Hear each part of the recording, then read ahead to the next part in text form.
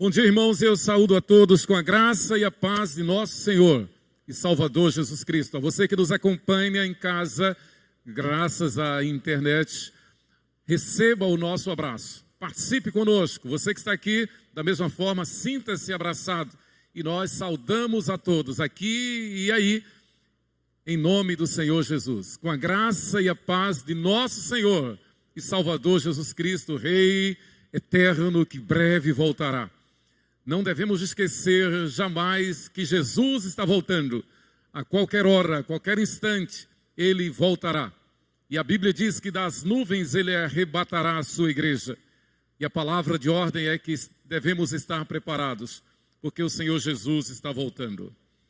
Muito bem, eu quero estar aí no boletim da igreja e comunicar o falecimento de nossa irmã, dona Eunice da Silva Oliveira.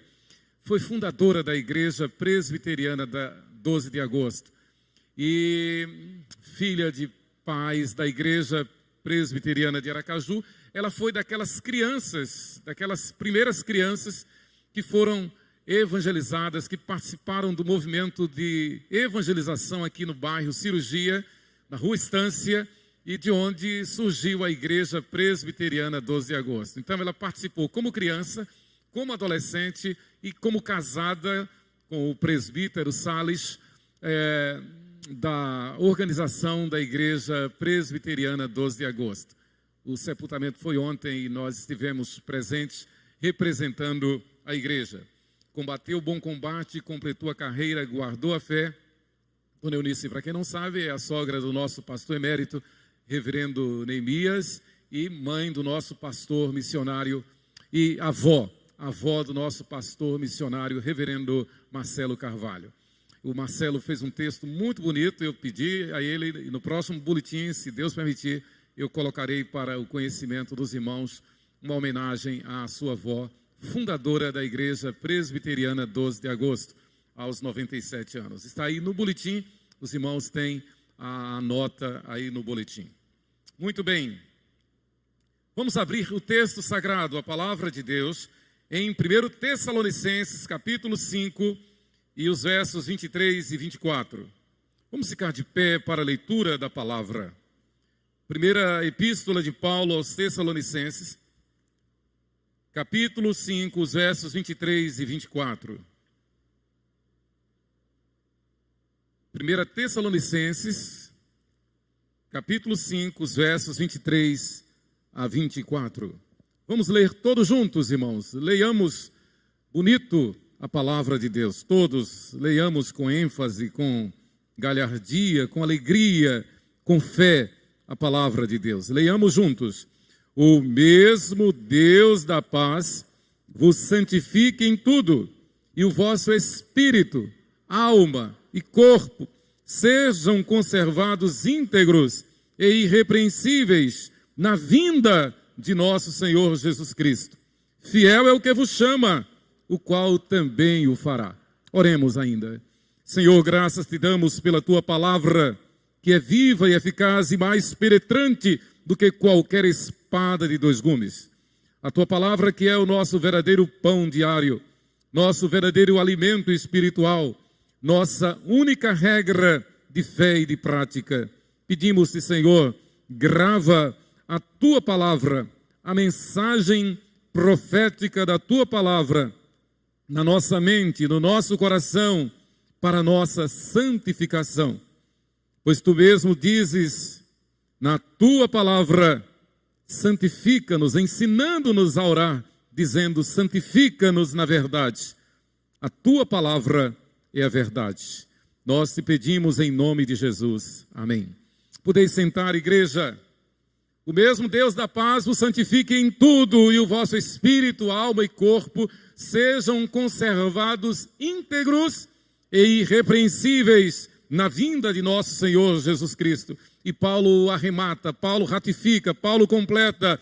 Fiel é o que vos chama, o qual também o fará.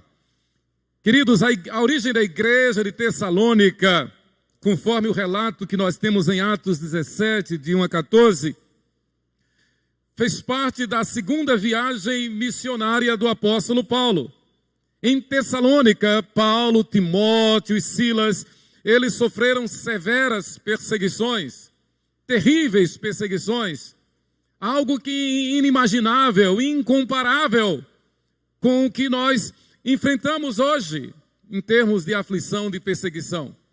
Paulo, Timóteo e Silas sofreram terríveis perseguições. A igreja surge do meio de um povo principalmente pagão, não judeu, mas também com judeus. Claro, como sempre na história da igreja, o evangelho alcançando a todos e unindo gentios e judeus. No caso específico de Tessalônica, o número de convertidos não judeus era maior do que o de judeus. Normalmente, no início da igreja, as conversões eram em maior número de judeus, naturalmente, óbvio. Jesus judeus, apóstolos judeus, começou tudo em Jerusalém. Judeus, a princípio, não queriam de forma alguma, lembra de Pedro, Paulo reclamando de Pedro, porque Pedro imaginou no início que o evangelho, que a salvação fosse apenas para os judeus. Mas em Tessalônica acontece um fenômeno. Muitos não-judeus aderem, entendem, recebem a mensagem do evangelho. Algo parecido com o que nós estamos vendo hoje. Quando nós vemos uma inversão de valores, uma confusão de valores, um desrespeito atroz, uma tentativa terrível de destruição da família, de destruição dos valores. E a palavra de ordem da Bíblia é: meninas, inspirem-se em suas mães. Vejam a beleza de Deus na vida de sua mãe. Meninos, inspirem-se nos seus pais. Este homem que Deus levantou para te gerar. Meninas, inspirem-se em tua mãe, esta mulher que Deus levantou para te conceber e trazer-te à luz. E não tem coisa mais bonita na criação, na vida, do que o ser homem e o ser mulher. Que coisa linda! E concomitantemente, consequentemente, não há coisa mais bela em termos de organização do que a família. A família, o pai provedor, o pai, este macho que é quem gera, é a quem Deus deu o dom biológico de gerar. A mãe, esta maravilha da criação, a quem Deus deu o dom de conceber da geração do seu esposo, do seu marido. E a palavra de ordem é: meninos e meninas, inspirem-se em vossos pais. Meninos, imitem o exemplo do seu pai. Meninas, imitem o exemplo de sua mãe. Isto em função da graça de Deus, do cuidado de Deus, da criação de Deus. Por que eu estou fazendo essa ilustração? Porque há uma composição na igreja. Há uma ordem na igreja. E nós vemos isso de forma latente, de forma clara. Quando o evangelho chega em qualquer lugar, atrai uns e outros, independente de raça, independente de tribo, língua, nação, independente de tradição, de credo, de cultura. Quando o evangelho chega, transforma, liberta e reúne todos num só corpo. Então, por isso que eu estou fazendo essa ilustração. A família instituída por Deus, a família criada por Deus, a família, a primeira instituição da face da terra, Deus fez para reunir o macho e a fêmea, e do macho e da fêmea gerar e conceber filhos, que somos nós. Nós não existiríamos se não fossem os nossos pais. Nós não existiríamos se não fossem os nossos avós.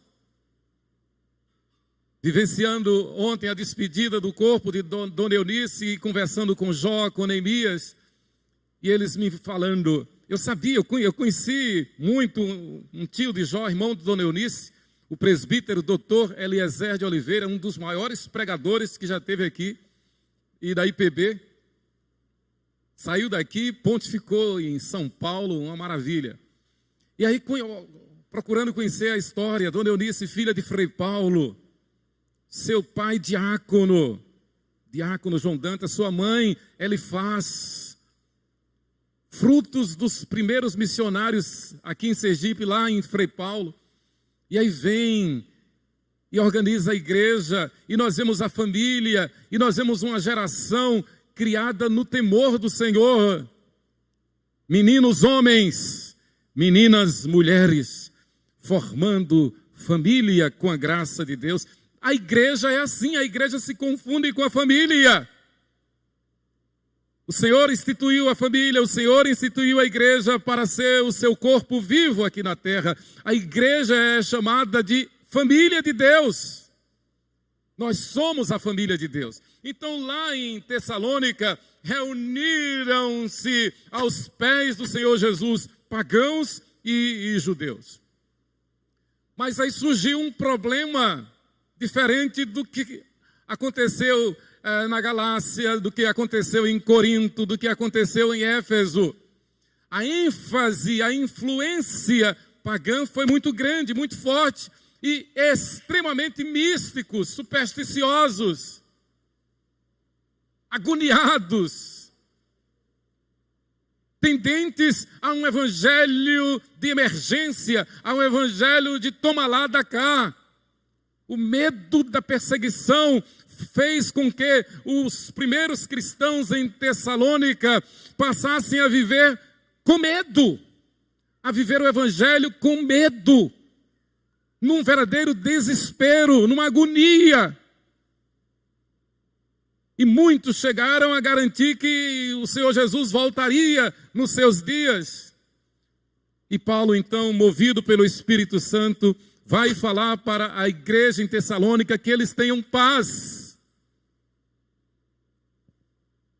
Pensemos na situação em que vivemos nestes últimos dias, nestes últimos anos.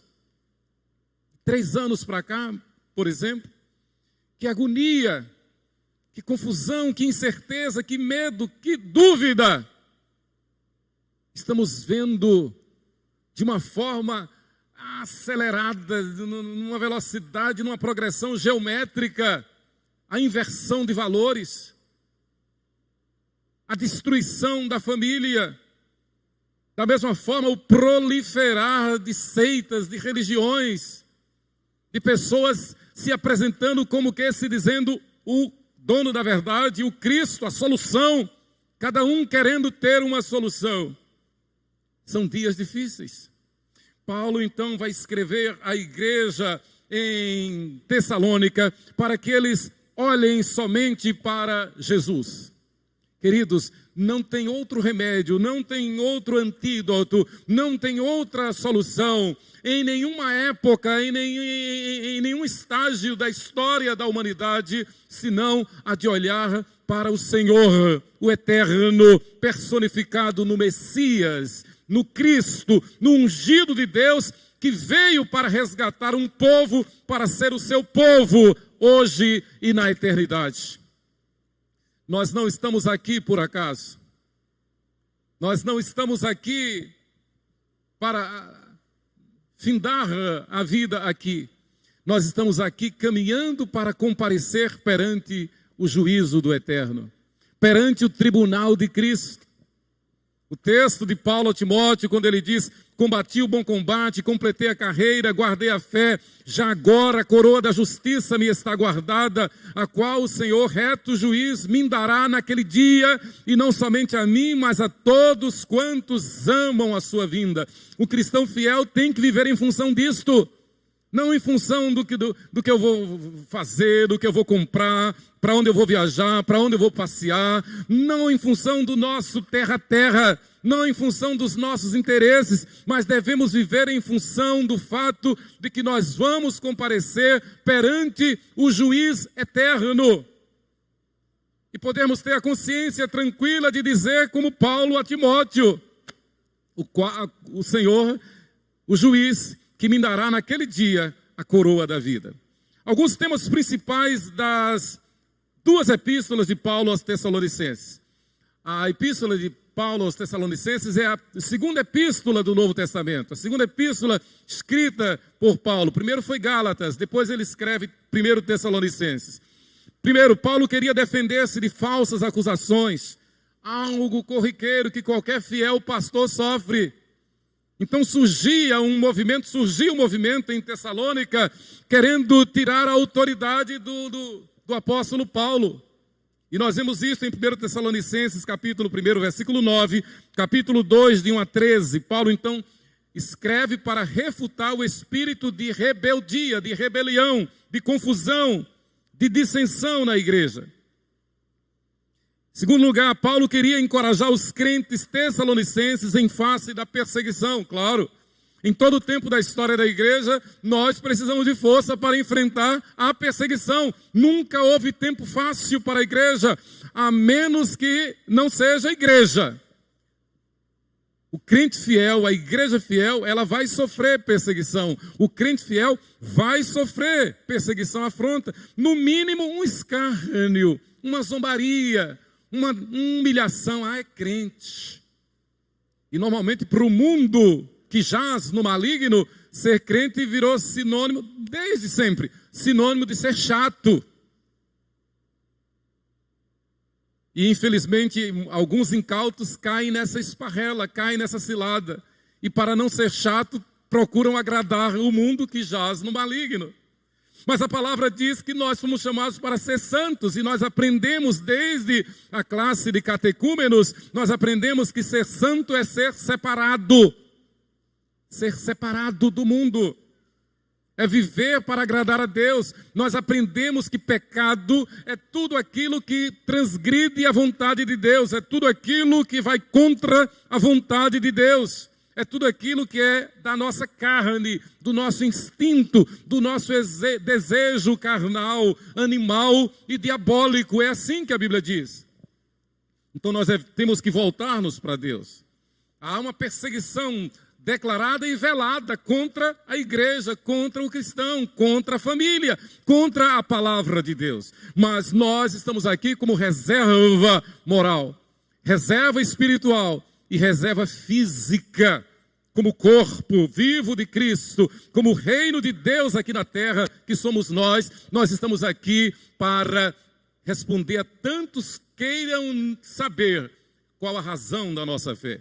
Em terceiro lugar, Paulo queria, aliás, ainda no segundo lugar, Paulo encoraja os crentes conforme 1 Tessalonicenses 2, do 14 ao 16, está aí. Terceiro, Paulo queria instruir a igreja em Tessalônica acerca de questões básicas, corriqueiras, que nos acompanham hoje também. Repito, Paulo queria instruir, e se você não der atenção à Bíblia, você vai ser instruído pelo mundo que jaz no maligno, você vai ser instruído pelo YouTube, você vai ser instruído pelas redes sociais, você vai ser instruído pelos pregressos, pelos devassos deste mundo. Vou repetir. Terceiro, Paulo queria instruir a igreja acerca de questões morais, questões especialmente relacionadas ao sexo e seu uso correto. E esse é um problema recorrente, porque esse é um problema inerente à nossa humanidade. Desde Gênesis capítulo 3, desde o início. O inimigo de nossas almas, ele procura pegar os pontos mais fracos que há em nós. E um dos pontos mais fracos é o campo da moralidade, especificamente da sexualidade.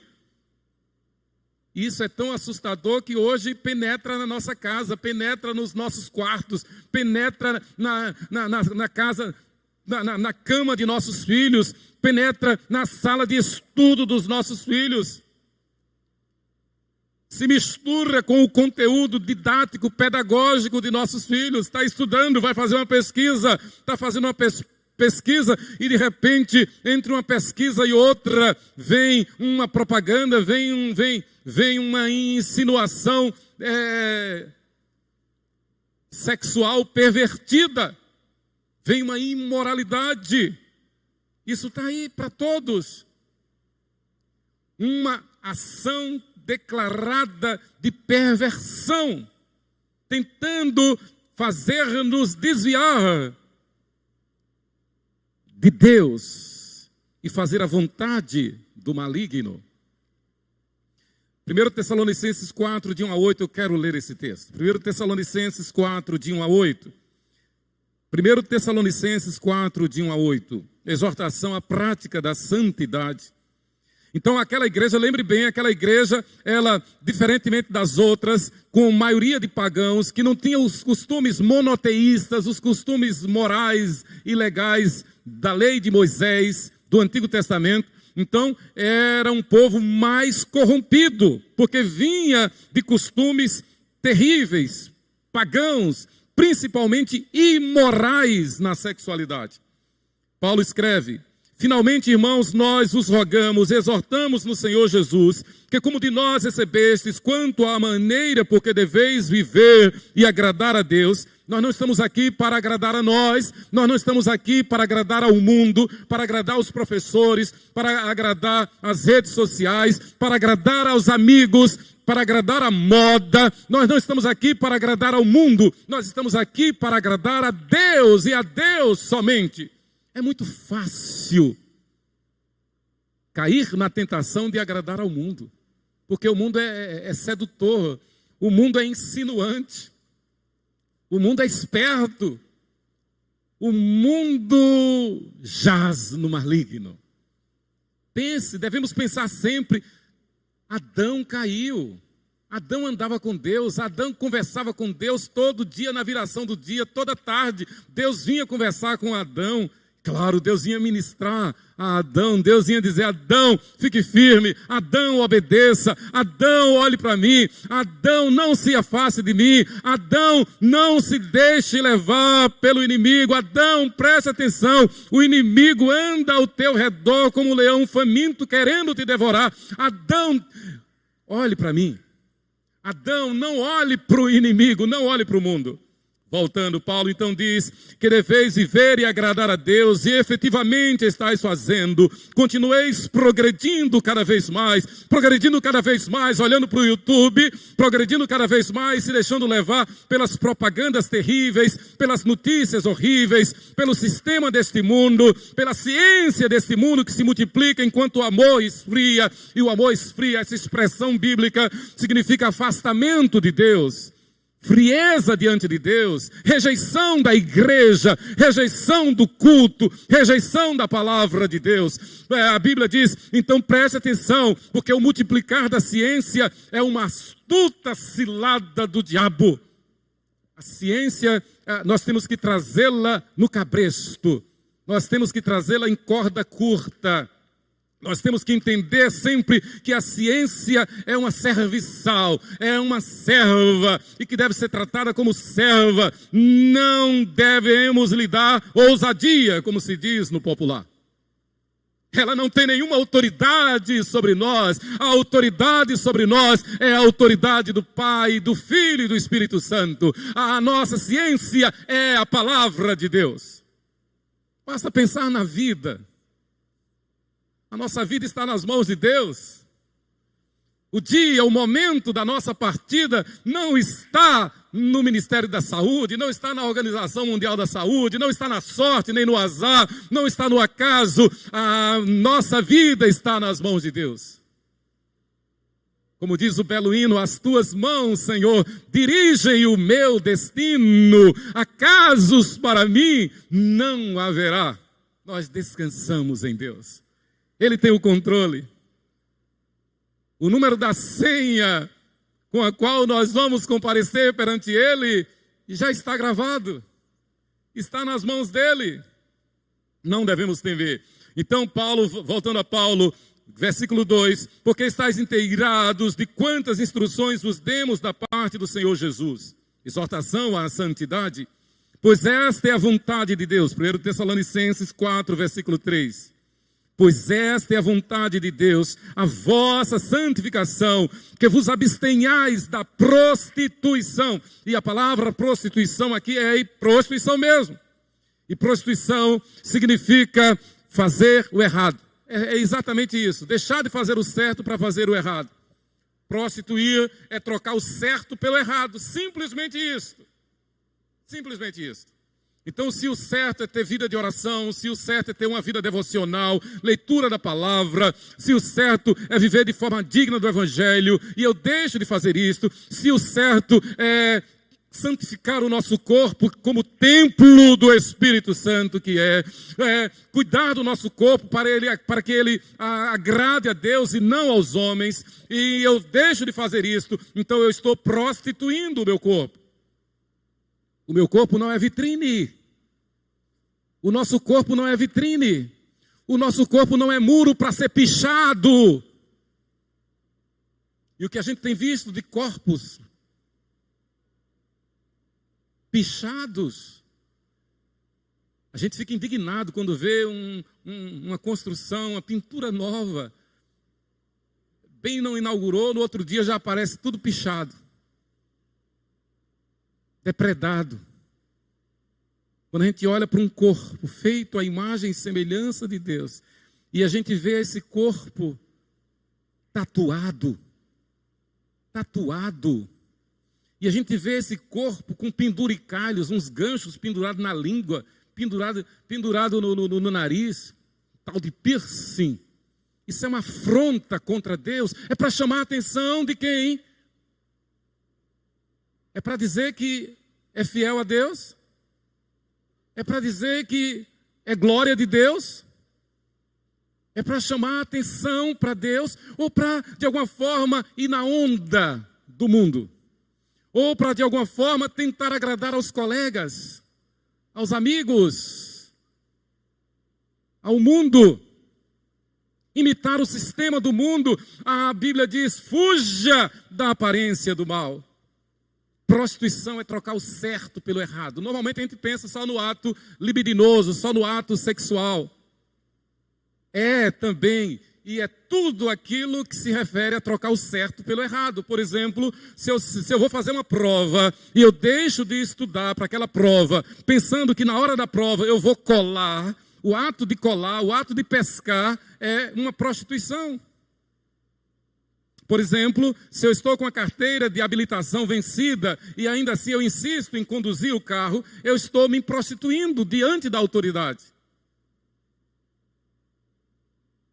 Se eu sei que o meu corpo é de Deus, foi Deus quem fez, e a Bíblia diz que Jesus morreu na cruz para me purificar de todo pecado, e pecado é tudo aquilo que afronta a santidade de Deus, pecado é tudo aquilo que desagrada a vontade de Deus. Então, se eu me rebelo contra o corpo que Deus fez, eu estou me prostituindo, eu estou afrontando a Deus.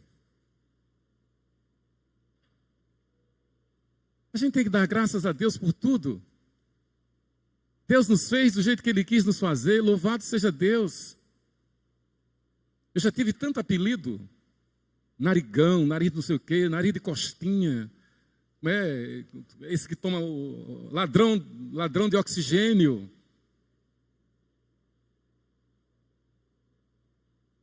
Eu nunca me preocupei com isso. A gente não tem que olhar para o mundo, a gente tem que olhar para Deus e não se deixar levar pela influência do mundo. Se quer fazer bullying, faça bullying. O meu Deus diz, você é belo, você é meu, você é perfeito, eu te fiz. Que nós somos perfeitos nesse sentido porque Deus nos fez e tudo que Deus faz é bom, é perfeito. Foi Deus quem me fez. Eu sofri tanto bullying, meus irmãos mais velhos diziam, você não é filho de papai e mamãe não, você foi encontrado numa caixa de sapato lá em Maruim, a gente morava em Maruim. Mas eles diziam isso com ênfase. E algumas vezes eu cheguei a ficar pensando nisso. Mas que bobeira, aí a gente vai crescendo e vai vendo. Aí eu fui vendo que o meu sorriso é o sorriso de mamãe, que o meu jeito de caminhar é o jeito de caminhar de papai. Deixe que digam, que falem, que pensem, deixe isso para lá. Dê graças a Deus, louve a Deus, porque quem nos fez não foi papai e mamãe, quem nos fez foi Deus. E a Bíblia diz, Salmo 139, que Deus nos colocou num bastidor, a palavra entretecer no hebraico, e as bordadeiras sabem o que é isso, as costureiras sabem, Deus nos colocou num bastidor, e nos bordou. Assim Ele fez com Cristina, fez com Felipe, fez com Nádia, Apolinário, Hélio, comigo, fez com todos nós. E nos trouxe à luz. E que bom que ele trouxe uns brancos, outros amarelos, outros vermelhos, outros pretos, assim como eu. E a gente tem que dar graças a Deus por tudo. Que bom que Deus me fez. Que bom que Deus me fez menino. E as meninas dizerem que bom que Deus me fez uma menina. Que bom que Deus fez papai, que Deus fez mamãe. Coisa bela, não é, pastor? Né, Hélio? Lembrar de nossos pais. Que bom que Deus fez aquele homem que se tornou meu pai. Que Deus fez aquela mulher que se tornou minha mãe. E eu sou fruto deles dois. Paulo está dizendo, não se prostituam. Não troquem o certo pelo errado. Não troquem o culto pelo mundo. Não troquem a igreja pelo mundo. Não troquem a palavra de Deus pela ciência do mundo. Porque a ciência do mundo passa. Quantos tratados, quantos postulados, quantos teoremas foram refutados, foram negados? A gente vive há quase 200 anos sob uma mentira dita como ciência. A mentira da evolução. Nunca encontraram o elo perdido, jamais vão encontrar. Mas os livros pedagógicos são baseados na hipótese da evolução. De que houve um Big Bang, de que houve uma explosão, e aí surgiu uma sopa cósmica, e da sopa cósmica surgiu uma ameba, e da ameba surgimos nós.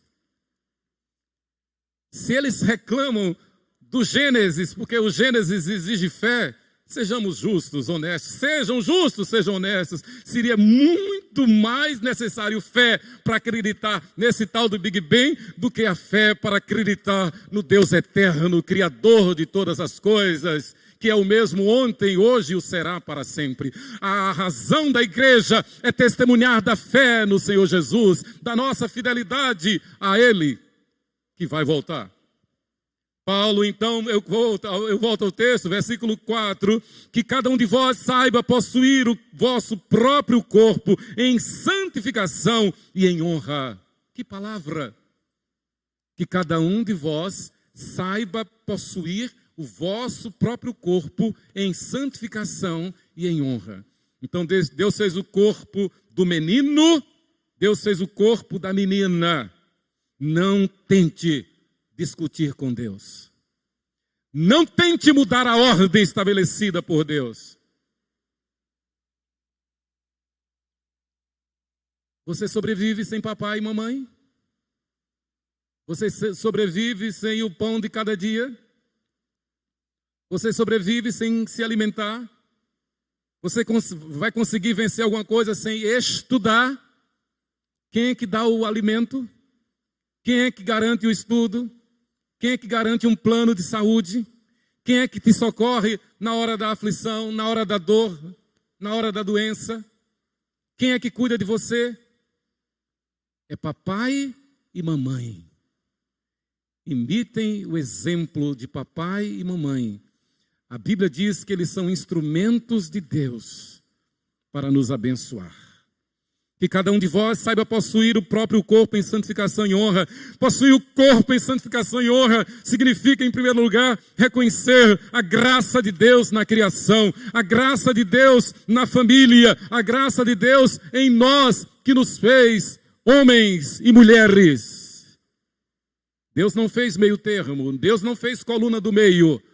Deus fez macho e fêmea, homem e mulher. Portanto, digamos não ao mundo. Não à cultura do mundo. E Paulo, então, eu falei que vou ler até o versículo 8, e que versículo 5, não com desejo de lascívia, como os gentios que não conhecem a Deus. Lascívia é desejo de ser seduzido, é vontade de fazer aquilo que agrada a carne, a matéria. Não com desejo de lascívia, mas servindo a Deus. Porque quem pratica lascívia não conhece a Deus. E que nessa matéria ninguém ofenda nem defraude a seu irmão, porque o Senhor contra todas estas coisas, como antes vos avisamos e testificamos claramente, é o vingador. Porquanto Deus não nos chamou para a impureza e sim para a santificação. Dessarte, quem rejeita estas coisas, não rejeita o homem, e sim a Deus, que também vos dá o seu Espírito. E o problema é que todos nós vamos comparecer perante o tribunal de Deus. As pessoas agem como se Deus fosse um seu parceiro. Deus é o juiz. Todos nós vamos comparecer perante Ele. Vamos prestar contas diante dEle. Por isso a palavra de ordem é santificação. E o mesmo Deus da paz vos santifica em tudo, e o vosso espírito, alma e corpo sejam conservados íntegros e irrepreensíveis na vinda de nosso Senhor Jesus Cristo. Que Deus nos abençoe.